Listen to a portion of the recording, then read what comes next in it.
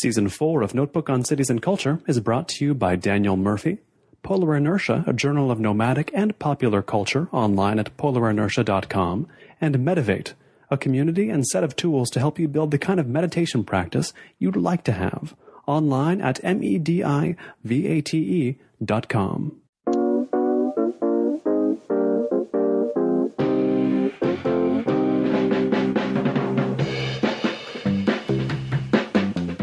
No doubt given a lot of thought to the sort of archetypal city, the capital C city, a city with everything we expect cities to have. How closely does London fit that image of what a city is? Well, I suppose in the sense that, yes, it is a sort of great global city. It has things like marketplaces, great department stores, all these sort of aspects, and originally it would have had a city wall, all the sort of things that I was talking about in my book, these things that make the features of archetypal cities. So it does have all these things, but even like a small city like Winchester, where we are at the moment, that has some of these aspects. So they are kind of features of urbanism that you can see throughout in cities. On a smaller scale, in a sense, but still, this is still a representation of the city in some sense. Winchester. Yes, I would say it is. It is. You don't get that sort of dynamic sort of buzz that you get in a really big city like London, and you don't have the sort of diversity of the population perhaps that you have there. But the different features, as I say, like sort of city walls, yes, marketplaces. I mean, it's been a market here ever since sort of 2,000 years basically. That's pretty ancient from that point of view. So about as old as London in that sense. But obviously London's gone a different route, and it's become a huge city and a global city, so it has all those influences that you expect to find in a really big cosmopolitan city, and that creates a totally different feel from what you'd find in a small city like Winchester. It is Notebook on Cities and Culture. I'm Colin Marshall, sitting down in Winchester. Yes, Winchester, England. It sounds strange. Like you'd say, you'd say Wichita, Kansas, but saying Winchester, England seems a little bit. I don't know. We're sitting down in Winchester, England, with P.D. Smith. He's written on a variety of subjects, including science and literature, doomsday weapons. He's writing on detectives now, but we've been talking before this mic went on about City, a guidebook for the urban age, his most recent book. Tell me, what other cities besides London, because London had to influence your interest in cities, what other world cities got you interested in the very concept of cities? Well, I'd say, yes, other very big cities, so not cities like Winchester. I would say cities like Tokyo, New York, Berlin, cities like this, Paris as well. So these sort of global cities where you sense that sort of cosmopolitan feel to a city. Cities that draw people from all over. Yes, definitely, that's right. And also cities with a history. That's what I'm interested in, where you can see that sort of development of urbanism. So also for me in my book, I was looking at cities that no longer exist anymore, so Babylon, Ur, cities like this, and the origins of cities. So that was interesting too, to see how they developed and to see some of the sort of continuities that you can find in those ancient cities, which are only now exist as sort of dusty ruins, to see how they have the sort of similarity to a city like London today, perhaps. How much of a question was it for you writing this book? What exactly constitutes a city? Because you can give a lot of answers to the question, what is a city? I'm sure people have asked you in interviews, what is a city? But how solid a core do you end up with when you say, well, these things make a city? These other things, maybe they do, maybe they don't. Someone once said a city is a place where you meet strangers, so you could go back to that idea of a cosmopolitan place. A city is a place where you encounter people who are different from you. That's quite important, I think. I think Richard Sennett talks about that in his books, the idea that that's the difference between, say, suburbia, where people are very similar, perhaps, whereas a city is a place where you're going to meet people who are totally different from you, and you have to try and sort of negotiate that in a sort of civil way. And that leads to a different kind of feel from a small city. A small city, say like Winchester, that you don't get that kind of sense so much here, where it's a much more homogenous kind of population. You go up to London and then you're aware immediately of totally different languages on the tube or something, and that for me, that's really fascinating. That's one of the wonderful things about a city, and that's something that, yes, you would have experienced in cities going back hundreds of thousands of years, or thousands of years. So Venice, at its height in the sort of 16th century or something, there you would have met people from all different parts of the world, perhaps. That's one of the fascinating things about cities, I think. But yes, you can talk about more concrete structures as things that make a city. And there you would talk about, I suppose you'd talk about things like a city hall and having a mayor or something like that. Yes, originally it would have been the city would have had a wall around it, surrounding the city. Again, a wall is something which helps to define people's idea of themselves, because they're then secure within this wall. But then that also sets you up, divides you from the population that's outside of the city. So yeah, there are concrete structures as well which define cities. It's a temptation that must be resisted if I have the right impression to write only about the architecture. And I feel like it's very easy to get sidetracked and write just about the built environment we can see when you're writing about cities, but that must be avoided if you're to get to the actual essence of cities, must it? Yes, you do have to. Yeah, I was aware of that as a problem, that you could write an architectural book on cities, basically, and they did want to avoid that, and I hope I have done that. So, I mean, that's what people think when they think city. They think, a Manhattan skyline. Got it. Buildings. Buildings are cities. Yeah, skyscrapers or something. That's right. Yeah. That's true. Well, obviously, that is a very notable thing about cities. I mean, in American cities, you can tell, for example, where the downtown is, because that's where all the skyscrapers are often. Right. These are features of city life, but I think you need to look at the people who live there or something. That's much more interesting. That's what I was talking about, that sort of cosmopolitan feel that you get in cities. I suppose one of the things that I looked at in the book were the sort of cultural aspects of being in cities. So things like institutions like theatres, libraries, galleries, and then you can even see things like the origin of writing emerging in cities thousands of years ago. So these things are all sort of urban institutions and forms of urban life, things which help then define the people who live there. And for nowadays, they were the things that would attract people who want to live in cities, to be able to access those kinds of institutions.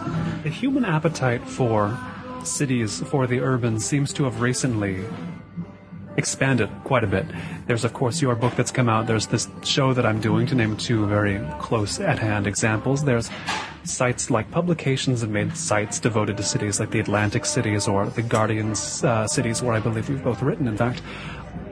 What do you think that is? Do you think it is really a recent burst of interest in cities that humanity has undergone, or is it just the West? Or is it even just the English-speaking world? But who is getting suddenly interested in cities, if indeed people are suddenly again becoming interested in them?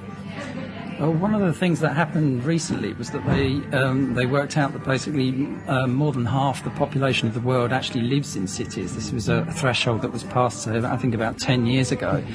And that's sort of happened relatively recently. I think it was only 200 years ago that there were just 3% of people lived in cities. So that's quite a recent phenomenon. And also the creation of really, really big cities, so mega cities. Cities over 10 million people.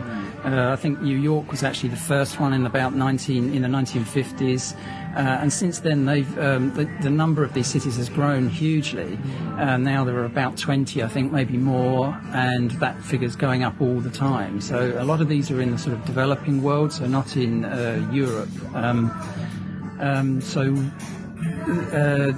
And these, I think, these are focusing people's attention on the idea of urbanism and quite why this is happening now, and which is quite a complex issue in itself. But also on the idea of living in cities. Why is it that people are attracted to cities? What do they find there? What are they looking for? Is this something new that they're looking for? Is this something we've always wanted? So I think there are quite a lot of issues there about why people are interested in cities now, but I would identify that mainly the idea of these sort of mega cities particularly, and the general increase of people living in cities.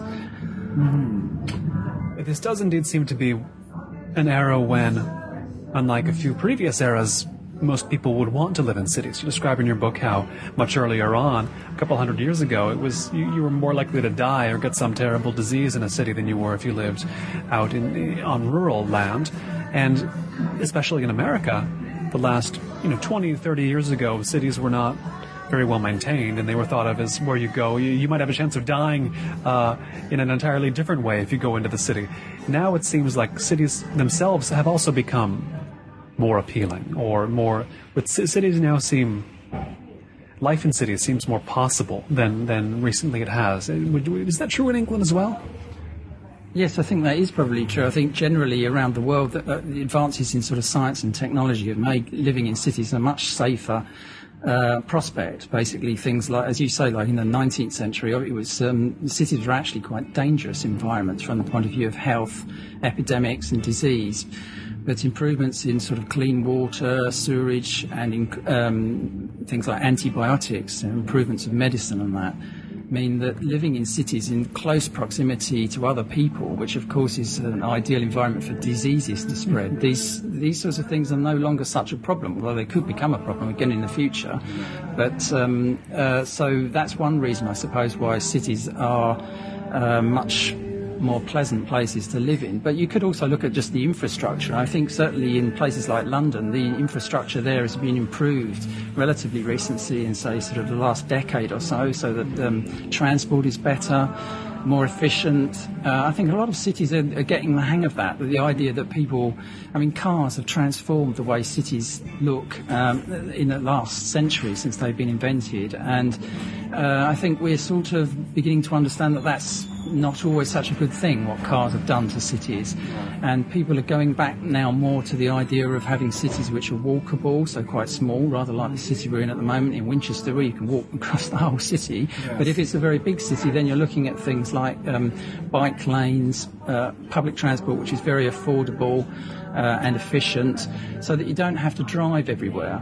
And I think these things, they make cities much more pleasant places to live in. They're not so congested in that sense. You can get around them easier. And I think people are rediscovering that in the last few years, actually, certainly in the Western world, that cities are actually much more they're also exciting places, but they're actually, as a place to live, they're quite practical. You can get around them. If you can find a job, then obviously that's great too. But that has been a problem and continues to be in some cities. But yes, I think those sort of practicalities have made city living much more attractive to people in recent years. You mentioned the smaller scaled towns in England like this one, which makes me think of, well, a question that is just purely out of curiosity. I'm dying to know what on earth, urbanistically and architecturally, is Prince Charles always talking about? Yes, that's quite a good question. I'm not sure I'm completely qualified to answer that. You know more than I do in any case. Yeah, he has a real problem with very modern architecture, it seems to me, and I'm not sure I don't agree with him at all, actually, about his attitude to architecture. He has... There's a village, I think it's called Poundstone, I'm not actually sure. Maybe Poundbury. Poundbury, sorry, that's right, yes.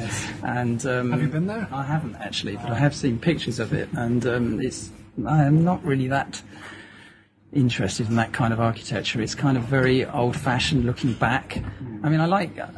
Obviously we were just talking about living here in Winchester. It's a very old city, it's sort of 2,000-year-old. I love the history of cities, but real history. I don't think you have to ape the styles of the past, basically, to have good architecture. I'd much rather have modern architecture, which is, something like a sort of Bauhaus-designed building, rather than something which harks back to sort of Georgian architecture or something. I don't think that's not something, for me, that makes a city a nice place to live, because its architecture is designed in a style from the 1780s or something. That doesn't seem to me at all important. Yeah, it seems to me to be an appeal of the major cities in England anyway, that you can see the architecture of several different centuries right next to one another. You know, I mean, in some parts of London, it's especially striking. You know, you have not just the 21st century, but the 20th, the late 20th, the mid 20th, early 20th. Then you have the 19th as well, even earlier. It's a striking mixture. I mean, is it something? But is that something you really see a lot in England? I feel like maybe you have to go looking for it sometimes. Yes, I suppose that's true. You do get a sort of juxtaposition of styles in certainly in London you do. I would suppose you do that across Europe, I would say. Less so in somewhere like Paris, there where they don't really have sort of skyscrapers in the centre, do they? It's just... But then, obviously, you have to remember that Paris, too, was completely redesigned in the 1860s by Baron Haussmann, right, demolishing all the lovely old medieval. Well, they weren't lovely then. You have to remember that he also created sewers and things underneath the streets, and so that was a good thing, I suppose. But I think people forget that when they walk through Paris. They think it's a lovely, maybe it's sort of old city, but it's actually one which was completely redesigned, and maybe in a way someone like Prince Charles wouldn't have liked at the time. But that sense of, I mean, Paris has been subject to this impulse more than once, not necessarily an impulse acted upon, but, you know, why don't we knock this down and build something completely new, sort of Corbusier type city planning sensibility. But the impulse is it's not maybe common, but it's a vision that especially in the 20th century people seem to have, like, why don't we knock this city down and build it in a new way? You know, where does that come from, the sense that, you know what, let's just start over on this thing? The impulse that cities have sometimes given people, that maybe we just need to make it again. Yes, the sort of desire to build, try to realise some kind of ideal city, some sort of perfect utopian city. All at once. Yeah, it's quite a... it goes back quite a long way, that, I think, possibly even to the roots of city building. The idea in the Mesopotamian origins of city building was that the city was the house of the gods, almost, that they lived there first and then they invited people in to live there. So the idea that the city could be some kind of utopian, almost heaven on earth place, maybe that goes back even that far. But yes, it's an attractive idea, but it sort of...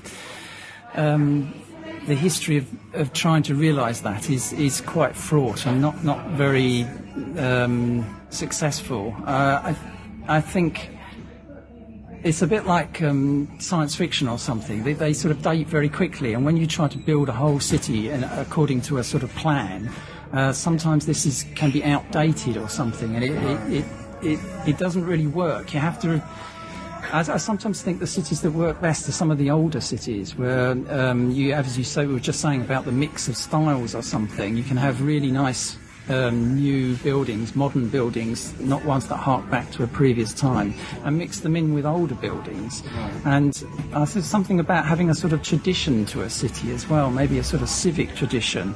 The history of it sort of informs the way the general sort of population, or whether they behave in a city like that. I don't know. The history of a city is important, I think. I've heard often the metaphor of the city as palimpsest. We write on it again, write over that, layer upon layer of human endeavor, just accretes in the city. And I wonder how best to interpret that. The city in that way it has its own memory, and that itself is more useful than anything we could build on top of it were we to raise it all down at once. I mean, we're working with when you build a city at once, when you build Brasilia, you're working with exactly the knowledge humanity had in the late 50s, I guess. But when you've got a city that's existed for 1,000 years, you sort of get all that. You get all that knowledge employed at once. Does that make any sense, or is it getting a bit too grand to make sense? Yes, I suppose you could say that if the city has lasted 1,000 years, then there's probably something successful that's happening there, that the people still want to live there, they want to build on it, create new buildings there. So some of the structures of that city work, so the high street is in the right place perhaps, the market is in the right place, some of the other buildings perhaps might not work so well, so you knock them down and replace other ones, but generally they're on the same kind of general plan of the... But then that's not to say you can't build new cities. I agree that the Brasilia example is perhaps not a great success story. He's the classic example that gets brought up, though, so maybe it's the whipping boy. Yes, that's right. It is, isn't it? It's almost like a sort of a city as a kind of gallery or something. It's like an exhibition of architecture rather than a place to live in. I mean, I haven't been there, but as I understand it, it doesn't have that sort of feel of a really great sort of city. Well, walking across some of those fields you see in the photos, like, it doesn't look like too much fun, especially with that sun and, reflecting off of those glass skyscrapers. Yeah.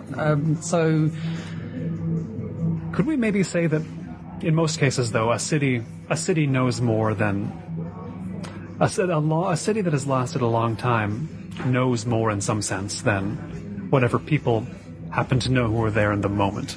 Does that make sense? It quote unquote knows about how it functions well more than anybody who wants to build a city whole can sort of foresee or can plan out. Yes, maybe there's some sort of, some sort of latent consciousness that's built up through history in a city which is developed organically or something. Yes, maybe that's true. That's quite a nice idea. That's quite interesting, yes. I suppose you do get cities, I was trying to think of other cities that were built from scratch, somewhere like St. Petersburg or something, I believe, was one which was a completely new city. And that seems to have sort of stood the test of time in that sense, in that it's become a city that is successful as a city in itself. So I'm sure there are cities like that. I'm sure you could build a new city that is successful. I just think it is quite a complex problem. And I think because you're not just building an architectural sort of a planning exercise. You've got to bear in mind the sort of people that are going to live there, what they're going to want to do, and this is such a sort of, it's really complex, that I think, modelling that the cities that build up gradually, organically over time,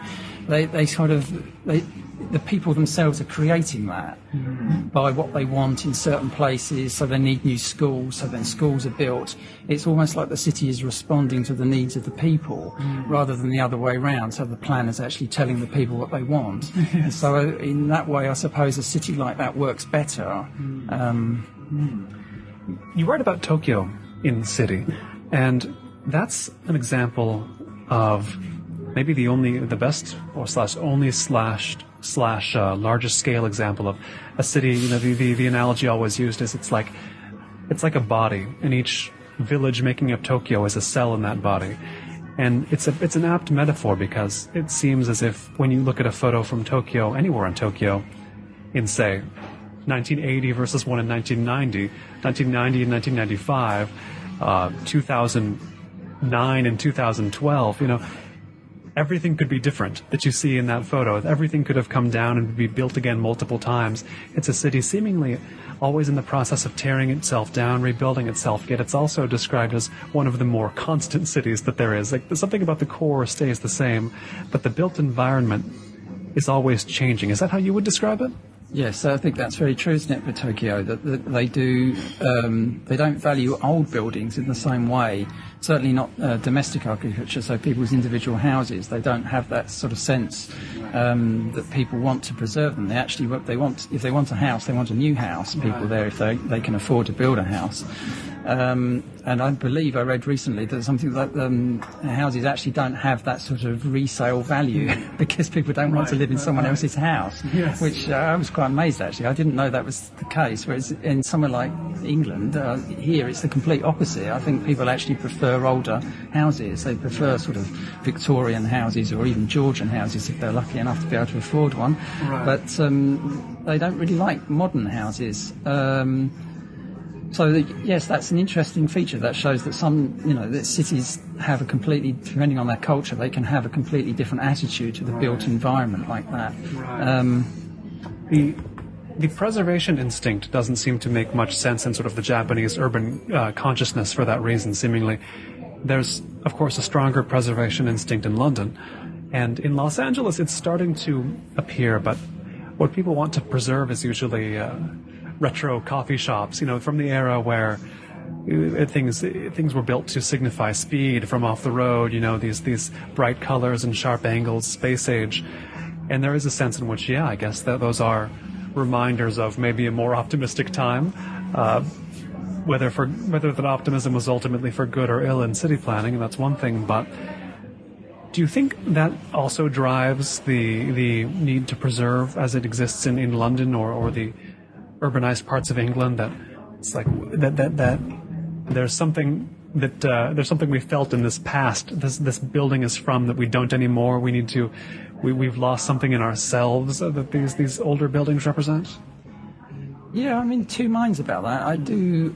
One of the things that I found most interesting writing the book was the historical dimension to cities, and for me that's quite important when you walk through a city. If you look just above, say, the sort of neon plastic shop signs and shop fronts, you can see the older city above it in English cities, so you can see the different types of architecture that are there, and although the sort of high streets might look very homogenous, very much the same across the whole of the country, even across Europe and the world now, same different brands. You look above these signs and you see an older previous city, and it gives you a sense of where the city was coming from. So I like old buildings, and I think they're important because they allow the next generation to see that's something of the past. But on the other hand, I don't think you should preserve cities. They shouldn't become sort of museums, because you have to remember that they're there because people want to live in them, and if you're just going to turn it into a museum of old buildings, then maybe they will lose its sort of its purpose, and no one will want to live there, and so that's definitely not the right way to go. So you have to strike a balance between the two, and if you start demolishing everything, then you end up with a city which has no past. So perhaps, personally, I don't like that so much, but you have to find the balance between the two, keeping some old architecture and some new architecture. When you're walking around a city you haven't seen before for the very first time, what do you look at? What do your eyes go toward first when you're just setting out, walking wherever you may be walking, any direction? What are you looking at? What are you noticing? Probably the people, I would think. As you walk down the streets, you look at the people, look at their faces, what they're wearing, where they're going, what shops they're going into, perhaps. Beyond that, yes, you look above maybe these sort of rather generic shop fronts and things to look at the different types of architecture. Then you walk on maybe and you look at some of the different sort of things, like I was interested in sort of parks and things in cities. They're always quite interesting to see the different kind of parks. Well, you see those two things. You see the people, you see how the built environment is, but I suppose that also means you're watching pretty closely the interaction of the people with the buildings, with the parks, are you not? Yes, that's true, yes. Because I never am sure, exploring a city myself that I haven't been to, I mean, I hadn't been to London before this, for example, it's, especially in London, you have the sense there's so much to watch, be it people or architecture or, the various layers of history. Yeah. There's this sense of almost frustration about what exactly to concentrate on to best understand a city. And I'm wondering what your experience has been as far as that goes. In order to grasp a city, must you focus on one specific thing at a time? Must you try to take it all whole and just experience it and see what comes together unconsciously? There's a lot you can focus on, but then a lot of arguments for just letting your experience take you where your perceptions take you where they take you. Do you know what I mean? I'm not quite sure how to define the problem, but it does seem to be. It's an interesting exercise every time. I'm not sure how to handle it. Yeah, okay, yeah, I see what you mean. So, well, if I go to a city which is completely unfamiliar to me, I suppose one of the things I quite like doing is I have a map or something, and you just walk. You're not necessarily, definitely not going anywhere specific. You just walk, you're just looking at the people, looking at the buildings, trying to notice sort of, I don't know, anything which is quite sort of distinctive, I suppose. But it's just walking, I think, is the main thing when you're in a city for the first time. I just like walking around and just looking, and I take quite a lot of photos, actually, sort of to remind myself of places, and that helps you focus on one thing, perhaps, that you're looking at, makes you watch the people so that they're there when you are taking the picture. But I think just walking through cities, you just absorb it almost like osmosis. It's a sort of you begin to sense after a while what it's like being in that city, going into cafes or eating in the city.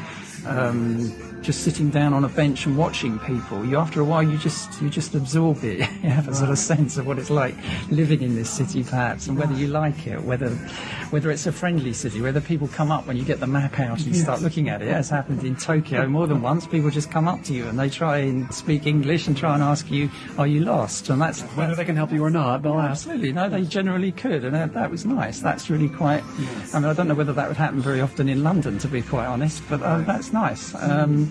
And that tells you something about the city. That tells you that the people are helpful and they want, they're interested in the fact that you come to their city, and they have a sort of pride in the fact that you're there, and they want to help you to see their city and to have a good time in it. Perhaps. How important is it to understand a city, to try to live as close as you can to a lifestyle, to the same lifestyle as people do in that city? Can you wander around as sort of a separate entity from the business going on there, or should you try to engage as closely as possible with the sort of rhythms of life as people live it there?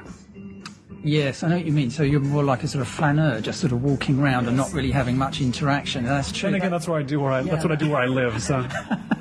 But that's a difficult one. In Japan, for example, that's quite difficult if you don't speak Japanese. Most people don't speak English, I suppose, and so it's actually quite difficult interacting in that sense. So you do end up being a kind of tourist in a way, or a flaneur, to give it a much more attractive name, perhaps, and just we're gaining new currency these days, by the way. Yeah. So, that's difficult. I mean, ideally, yes, you do.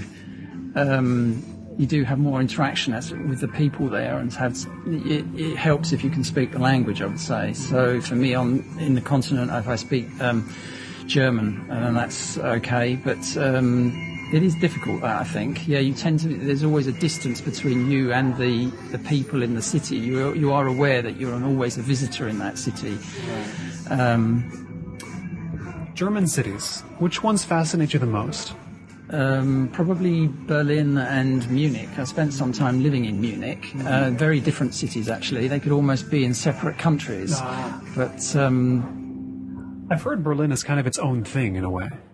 Yes, it's a very distinctive city. It's much more of a sort of global city in that sense, much more sort of diverse than Munich is. Munich is very influenced by its the area it's in, the sort of Bavarian culture that it surrounds it. So it feels slightly more provincial in a way than Berlin. Berlin feels, as I say, much more like an international city. I've heard that, whereas London, the concern is always, it's getting so expensive. In 5 years, will anybody but the very rich be able to live in London? Berlin seems not to have that issue. Is it staying at its level of affordability? Actually, it's becoming an issue. I think really? One of the things, because it has been up to now quite cheap to buy property or to rent property there, that quite a lot of British people, for example, have gone there, actually. And I think there's a certain amount of resentment about people going from London, for example, where property is, as you say, ridiculously expensive. Right. Basically, they're going there and buying places or renting places there. And so actually that then pushes the prices up there and creates problems for the people there who can't afford those places. So I think that is an issue across Europe and possibly further afield, but certainly in Paris too, I believe that's a huge problem. That's the nature of the way world cities are. It was ever thus, right? They get more expensive and eventually people decamp for another one, in which case that one becomes more expensive and then the next one comes up to prominence. Well, one of the things that seems to be happening now is because they are, as people call them, global cities, that, for example, in London, you have people coming from abroad, say China, for example, and buying properties here, new properties, and that obviously, again, inflates the prices. So, yes, people are moving around within these global cities across and that creates a huge issue for people within the country who can't afford those prices.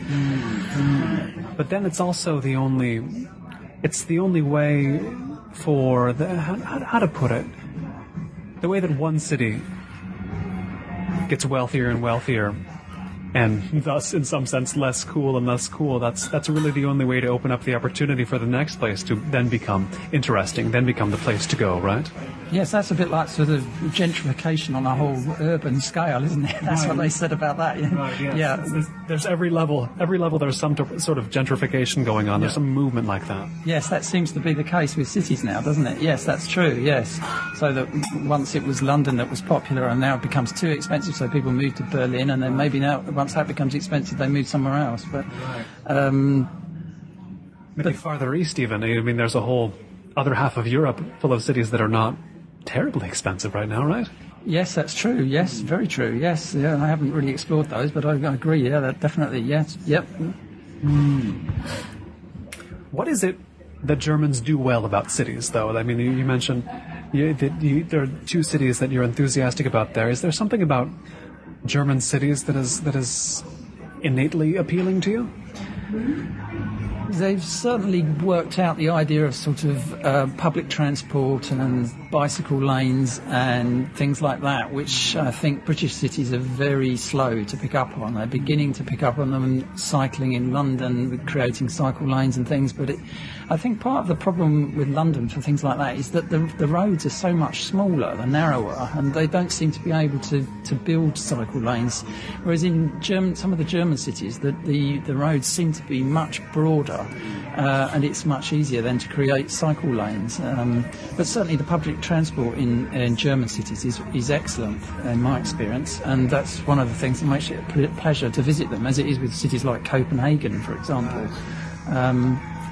And I've come here to, I've come to London impressed with, that's what impressed me about London, was that the public transit was so good. So it's all relative, these things, right? Depending on the city you come from. Yes, that's true. Yes, I suppose so. Yes, so in America, in Los Angeles, it's not such a great thing with the public. Better than people think. There is that. It's in Los Angeles, the big thing is watching the transit system develop, because there's plenty of places you still can't go to on a train at all, for example. And, they build them awfully slowly, so there's a lot of waiting around just to get the thing opened. And everything in America is also a battle. Like, should we build this? For everything you could build, there's 10 opposition groups to it. They have to hash it out for a decade. Does that happen in London necessarily, where it's just everything's a fight, every type of infrastructure? Yes, that is the case in London, yes. I think... You've got a 130-year head start on the tube, though, so that's one thing. Yes, that's true, yes. But that is the case. But they say that about China, don't they, where they can build a new airport within just a couple of years, whereas here it would take sort of 2 decades or something, and it still wouldn't get it built. Right. But that's one of the problems of living in a democratic society. So I don't really see any way around that. You do have to, and it's important to take these things into account when you build new roads or new rail systems. You have to accept that you're going to affect people are going to be displaced, and so they just take time, and people just have to accept that, I think. Right. China can build a vast rail system in 15 years, but they can also just bury a train where it lays when it falls off the tracks. There's a sense in which it's a double-edged sword. The city building you can do quickly is also the sort of power that can be used against you as a citizen. And so, the faster a city can build, the more rationally it can act in general. Does that make sense? Faster the city? You mean if they build faster, then they can create... A city that can build powerful... A city powerful enough to build fast is also one powerful enough to do things you don't want as well. It's like living under a good monarch. Great, the king is benevolent, but his son might be awful. Do you know what I mean? Yes, okay, yeah, that's true. But, I think I prefer to live in London from that point of view rather than a Chinese city. I think that, some of the things that you see the building in China, where you see people's houses in the middle of new motorways, where they've just built the motorway around it, for example, because the person won't move out of the house. I mean, those sorts of things... I'd rather not live in a society that does that, I think. Right. It's better to have a bit of a delay of building a motorway and get the agreement of the people that live there than build over them. I think so. Do you remember what the first other city was, the first other experience of another world city was for you that fascinated you? What was the first one you saw outside of London? Oh, that's an interesting question. I'll have to think about that.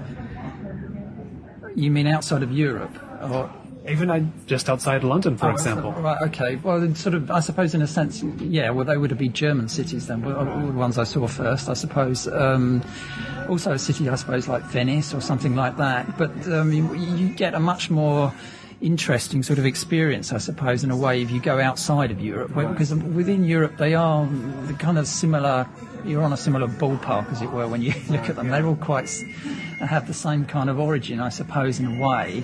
A city like Tokyo, it was just, I just walked around there and it was just, or Kyoto, you're just walking around there and your eyes just sort of staring at everything because it just feels so different, and you're aware that the culture is very different, and it's just endlessly fascinating. Yes, also, I suppose, in New York, I went there. I was quite young when I went there first, I suppose, and yeah, that also felt very different actually from European cities because of the skyscrapers. Right. I was a typical tourist then, walking around New York with my head right back and staring up. That was quite an eye opener too. That was extraordinary. Yeah, that is a really quite incredible city actually. On that feeling of everything being so different, for example, in Japanese cities, I sometimes hear people say that they traveled to a foreign city, or that they don't want to travel to a foreign city because, you go there and they have all the same shops, there's still Starbucks on the corner. But I found, even if for example, I had to go to Starbucks in Kyoto quite often because that's where you can get Wi-Fi without the Japanese cell phone. That's what they use for internet there. So I was in this Starbucks in Kyoto every couple of days to get work done, and I did find that, in some sense, in an environment like that, where by design every factor is held as similarly as possible as it would be to a Starbucks in Los Angeles, that's when the foreignness really comes out. Is everything else is fixed. So by contrast, then you see everything that is different that much more clearly. Does that make sense to you in your travels? Have you had that feeling? Yes, that's true actually. Yes, I have had that experience. Yes. There's nothing more foreign than a McDonald's in some way. Yes, that's true. Yes, I do know what you mean. It is strange when you go into, as you say, something that's familiar in London and then it's transplanted to Tokyo or Hong Kong or something like that, or Shanghai. I have sort of had that experience. I agree. Yes, that is strange. But there is an issue there with it is sort of depressing in a way that you do find so many of these things the same in the different cities, the same homogenous kind of look. I think that is an issue. That is a bit depressing in a way. Whereas you go, Hong Kong, I suppose, you're almost like you're in New York or something. It just feels the same sometimes. But then you can usually go around a corner or something, and then you feel you're in a marketplace or a street market, and immediately it feels you're in China or something. Right. And but you need those experiences, because if you just stay in the sort of shiny aluminium, stainless steel malls or something, it just feels like you could be in any sort of generic global city. It's true. It's what some people get disappointed by in Japan when they don't realize if you're in Kyoto and you're on a high street, like one of if you're going down, what's it called? Kawaramachi. And that's the only place you go, you'll be disappointed because that's where the Starbucks are, for example. That was where that Starbucks I went to was. But yes, as you say, you turn the corner and you realize, holds even truer for Osaka, where I was most of the time, off the high streets is where everything really is. That's where all the interesting stuff is, the stuff that does stay open late and is not what you find in whatever country you came from. There's a sense in which, every major city now has some of the same shops, but a city is not its high street shops, ultimately. Isn't that the case? No, that's absolutely true, isn't it? And that also comes back to what I was saying earlier about you have to walk and just sort of, either with a map or even walk aimlessly and just sort of wander and try and be brave and go down sort of little alleyways and things. And that's the only way you really kind of discover a sense of what that city's really like.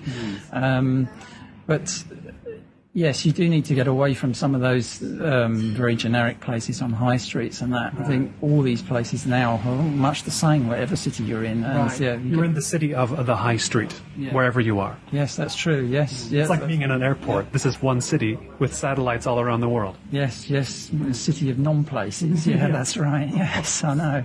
Yeah, it's quite depressing on one level. But providing they're not the whole cities like that and you can get away from those places, in a sense that's okay if people want to go to that high street and they find the Starbucks, which is useful if you want to use Wi-Fi. Then it's a utility. It's like, I'm looking for a bathroom, I'm looking for a Starbucks. It's going to be around and it's going to have what I basically want, Yes.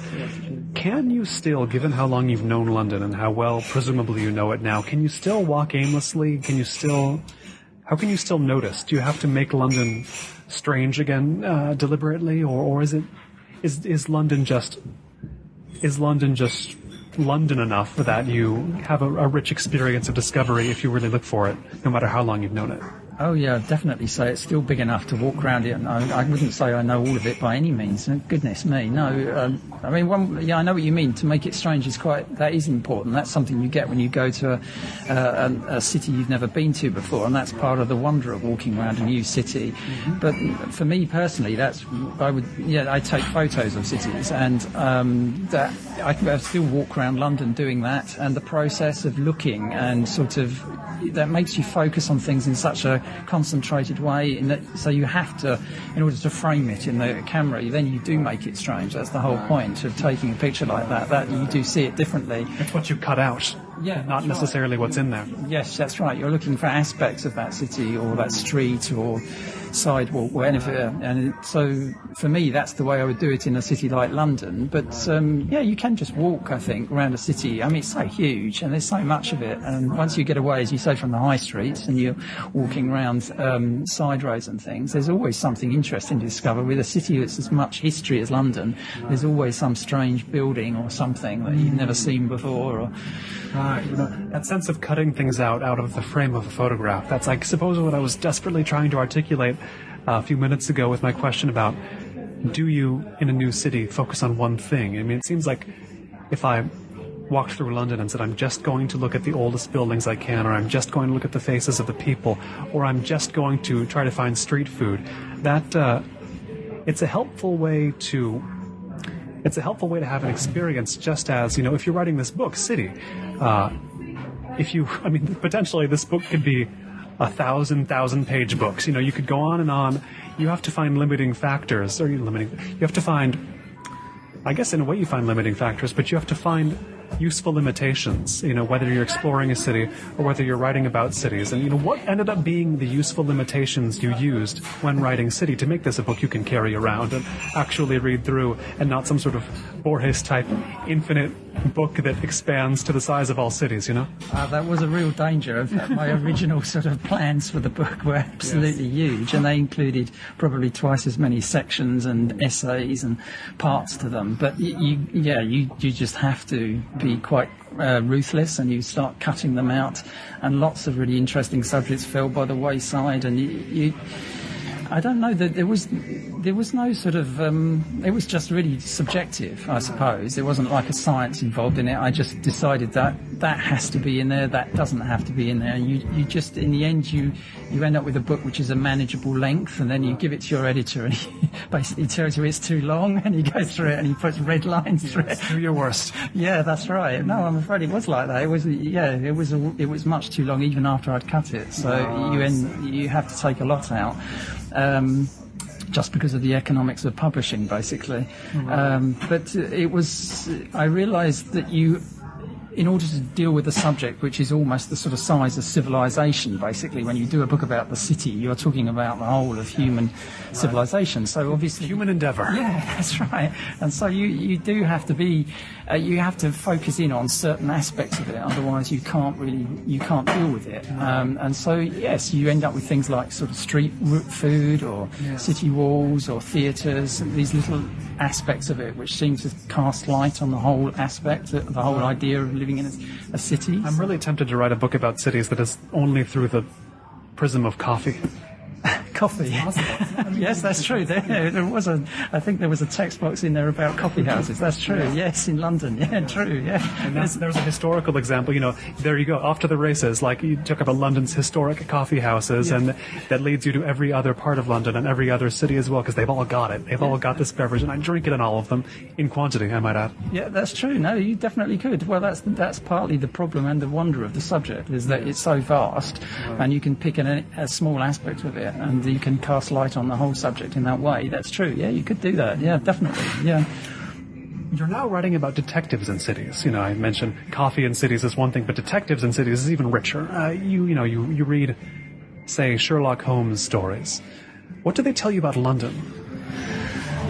Well, they tell you, I suppose, they give you a flavour of what it was like to live in London at that time. They allow you to then go off and explore things like the sort of crime history of London in the 1880s. So you can use them in that same way we were just talking about the city book. You use them as a way to explore the city, in a sense. Are there resonances when you're reading a Sherlock Holmes novel? I mean, I guess there are some novels, but they're mostly stories. Because I think of this film, maybe you've seen it, I recommend it if you haven't. It's called Los Angeles Plays Itself. I interviewed the director, Tom Anderson, a while back. It's about 10 years old, the movie, but it's about Los Angeles, the roles it plays in film, whether it plays itself in a movie or whether it plays other cities, as it often does, or whether it plays some non-city, and whether filmmakers adhere to the geography of Los Angeles, usually not, and when they do, what is that like? A detective story, like a Sherlock Holmes story, is it adherent to the real London? Are detective stories usually respectful of how cities actually are? Or what is the sense you get so far from how the famous detective stories, the famous detective novels, movies, whatever you've seen or read, how they use their cities? Do they make them their own? Are they subject to the reality of the city? Do they work within a city's reality? Or do they make the city into its own version? I mean, is Sherlock Holmes in his own London, or is he in the real London being Sherlock Holmes? Convoluted, I know, but does it make sense? That's interesting. Yeah, I think the Sherlock Holmes example, I think his stories have kind of almost defined the way we see London at that time. And they made London in some sense. Yeah, they do. I think the way people look back on it now, they sort of see the sort of hansom cabs, the smog, and the sort of rainy streets, cobblestones, people in these sort of capes in darkness, and the crime, and that sort of gives a whole sort of picture of what London might have been like then. Right. And it's a sort of fictional view of it, but I suppose there's an aspect of truth to it. But no, I think crime fiction is very good, actually, at capturing the sense of what it's like to live in a city. Something like, for Los Angeles, like the Black Dahlia. I mean, the novel has an amazing... I've never been to Los Angeles, but for me, it gives me quite a good impression of what the city must be like, or certainly a fictional view of the city.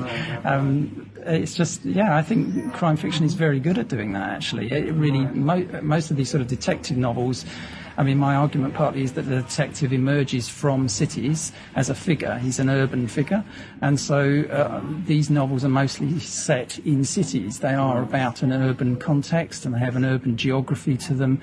And crime is obviously crime and the underworld. These are all part of these crime novels. So, yes, I find it quite a fascinating subject to sort of try and cast light on, actually. Another large subject, but the Los Angeles stories, the detective stories, the crime stories, the noir stories out of Los Angeles, the standard narrative you hear about them is that Los Angeles in the early 20th century was so saturated with booster narratives. People were making up to sell their land, essentially, to sell their developments to get the city a population, at long last, that the only possible counterweight to all that boosterism was the darkness of noir by the 30s, 40s, even 50s, that there just needed to be a sort of yin-yang balance of all that. Come down to the sunshine, come down and get healthy again in Los Angeles, away from the industrial hellhole you came from, right?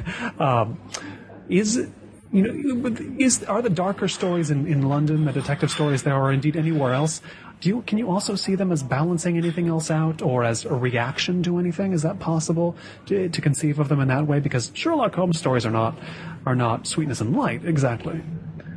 Yes, they certainly show a sort of dark side to the city. I think that's true. I think one of the reasons, I suppose, a lot of the early detective stories were probably read by mostly sort of middle-class readership, and I think they quite liked the idea of reading about this sort of dark side to their city, the underworld, which they probably have very little contact with, but the idea that there was a detective figure there guiding them through the story as a narrator and solving the crime at the end is very reassuring. So it shows this sort of middle-class property-owning readership that their property is safe in this possibly threatening environment of the city. So in that sense, like Sherlock Holmes is a wonderful figure for that. I mean, he's someone who solves the problems of these people in the city, rather like they might go to a priest in a village or something. They go and see Sherlock Holmes. He's a professional. Yeah, that's right, a professional crime solver or problem solver even, because a lot of the stories deal with things which are not legally even crimes, so very few of them are like murders or something. Most of them are actually kind of odd, quirky sort of subjects, which he's just called on to try and investigate and throw light on. So. You're making me want to go back and read these again. It's been like 10 years since I've read the whole. I mean, it's not impossible to read them all in the course of a couple of weeks. So there's not that much, but the sense of the middle class wanting to be disturbed, I mean, you feel that as well. I don't know, is it true, first of all, to establish this, I'll ask this. In America, there's a lot of people who say, and especially on the coast, they'll say, oh, look at Scandinavia. It's perfect there. The Swedes have it perfect, the Danish have it perfect, the Norwegians, they're also happy and prosperous and well cared for. And then we always wonder, why don't we move to Sweden? Is there something wrong with Sweden? In England, is there the same thing? Like, hey, look up there in the north. They seem to have it pretty good. Is there that feeling as well here? You look over to them and say, are they as perfect as they seem? Because, as we discussed off mic beforehand, Sweden seemingly wants to be told how bad it is with the Girl with the Dragon Tattoo books and the movies made out of them. I don't know if those are necessarily detective stories. Certainly crime stories, though. I mean, do you think it's a similar phenomenon for the Swedish? Are they like the Londoners of Conan Doyle's day, where it's like, let's hear something bad so we can feel reassured? What do you think's going on there? I think with the Larson novels, I think yes, they're sort of exploring the dark side to their own society, and yes, it's true that people outside of places like the Sweden and the other Scandinavian countries, they have a kind of view of it as being some kind of utopia or something, and I think this is very far from the truth. And I think the people who live there are very aware of that. It's by definition far from the truth. Nowhere is utopia. Yes, that's right.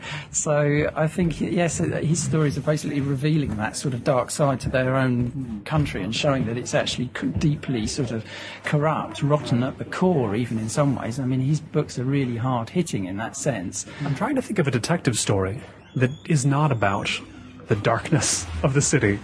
It seems like those are two subjects that are not separable.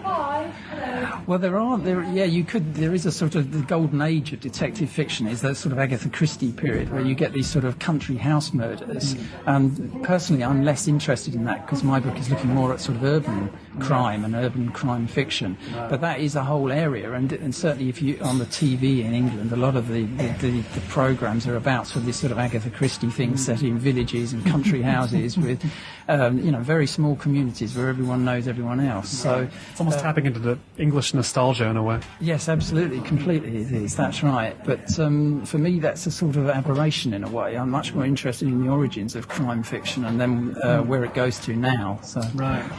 I think of Dragnet, a show which I'm sure you've seen an episode of at one time or another. No? Yeah, no. Actually, no. I know what you mean. Well, you know of Dragnet. Yes. You'll probably get ready because you'll probably, if you're doing any Los Angeles stuff, you'll be seeing a lot of it. But it first was on the radio for a long time, then like 3 different iterations on television, and Jack Webb was preparing another one when he died. So this was this had legs, the concept of Dragnet, and each episode was just a Los Angeles detective story, almost this stark formalism to it nearly. You'd see Joe Friday solving a different crime in Los Angeles for hundreds and hundreds of episodes. And they're all theoretically based on some actual crime, actual detective story. what human need is this tapping into? You mentioned the need of the middle class to feel like they're secure, feel like the problems are solvable, but I feel like that series ran so long with the same, I don't even want to say formula, because again, it's being drawn from real stories, but just to see a detective work on a crime every single week for decades, I mean, what need is that filling?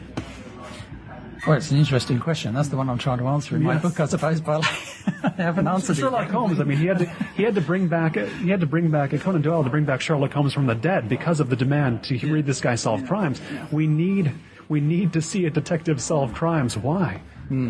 I have to preface this by saying I haven't really worked that out for myself yet. I'm still working that out. But it is an interesting question, fascinating, in fact. But I'm not sure. I think there's something in that idea that the detective is almost like a kind of secular priest in the city. He's someone that people go to when there's a problem, something they don't understand, and he understands how the city works. He understands the dark side to the city. He can really see whether he makes the connections between the different groups of people in the city who might not be interacting. So cities are a bit like a sort of Tower of Babel. And this is certainly true, say, in the 19th century, where people were quite horrified by the idea of the city in a sense as this strange cosmopolitan mix of different classes and different ethnic groups and literally different languages being spoken, as I say, like in Babel. And so it was a threatening place. They felt it as threatening. I think the detective emerges into this environment and is someone who can understand what's going on there. So for me, that's he is a figure who understands that, and therefore for me, he's the person who he's helping people. He can restore order basically to the society. Right. You know, the detective figure understands the city. He has mastered the city and uses those skills. This is a concept I was thinking about when I moved to Los Angeles. It's a city not a lot of people understand at first glance. Some never bother to, even if they lived there for decades. But it feels like Los Angeles issues a challenge. Figure out a way you can live in me. You know, I dare you to go ahead and do that. And that I found pretty inspiring, actually, to think, okay, I've got to figure this place out. I've got to figure out how I can exist here. And to the point where that's become a theme of a book on Los Angeles I happen to have been working on the last couple of years, is how to get a handle on it, how to understand it, how to know it, how to master it. And, you know, your book, City, it's a guidebook for the urban age. It's almost a toolkit to understand cities in general, and thus any city in particular as well. I mean, do you think of not just the detective, but every one of us as faced with the challenge of understanding of mastering whatever city we're in? Is a city something to learn, any given city, something to learn to use before you can accomplish anything else in it? I mean, is a city ultimately that kind of challenge for each person? Yes, that's an interesting question. I think that's true. I think that was one of the ideas, in a sense, of writing the book, that there were I think people take cities for granted, for example, and as you say, they're quite difficult places actually to find your feet in, either if you're a tourist there or if you're someone who goes there, say, as a student for the first time to a city. They're quite bewildering places, quite frightening places on some levels, but I thought one of the ideas in writing the book was to open people's eyes to the different aspects of the city. So, as you say, you write a guidebook, you go to the city for the first time, it shows you where all the different places are, the galleries, the museums, everything you need, from marketplaces onwards.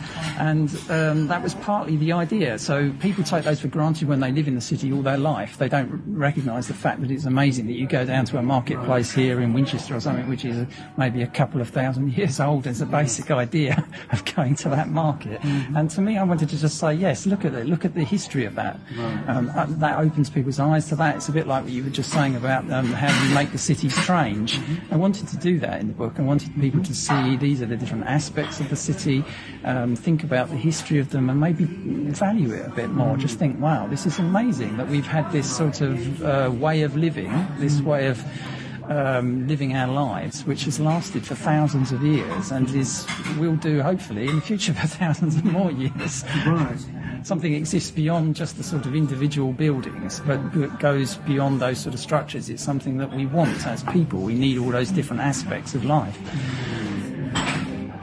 I've been speaking here in Winchester with P.D. Smith, author of books on science and literature, on doomsday weapons, on cities with City, a guidebook for the urban age, and at some point, a book on detectives, cities, and whatever else it happens to include. Peter, thanks so much for taking the time.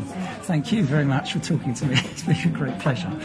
This has been Notebook on Cities and Culture. I've been Colin Marshall. You can keep up with the cultural creators, internationalists, and observers of the urban scene on the show at colinmarshall.org. Thanks. Special thanks to everyone who backed Season 4 on Kickstarter, including Joel Neville Anderson, Daniel Levin Becker, Paige Calvert, Commander Manvark, Jonathan Crow, John Cunningham, David Dawes, James DeVito, Tim Dobbs, Paul Doyle, Jake Elliott, Kevin Emmett, Lawrence English, Jonathan Filbert, Andrew Philippone Jr., Michael Fransky, John French, Themistocles Eucrucius, Will Graham, Umberto Grant, Samuel Hansen, David Hayes, Jeff Hillenbrand, Mark Hines, Andrew Johnstone, Tadeusz Andrzej Kodlubowski, Peter Kavanagh, Ted Kane, Andy Cooney, Evan Landman, Alfred Lee, James Maloney, Sean McDonald, Alberto Bruzos Moro, Jason Miller, Rob Montz, Daniel Murphy, Richard Nash, Aidan Nullman, Patrick O'Flaherty, Danny Olson, Michael O'Regan, Ian Blosker, Christopher Porter, MJ Pritchett, Piers Rippey, Rob Schultz, Todd Shimoda, Cam Smith, Deborah Smith, Adam Sutherland, Maureen Kincaid Speller, Anna Traher, Thomas Interberger, Matt Warren, Nick Weigelt, Dion Wolfe, Cynthia Yang, and Wayne Wright.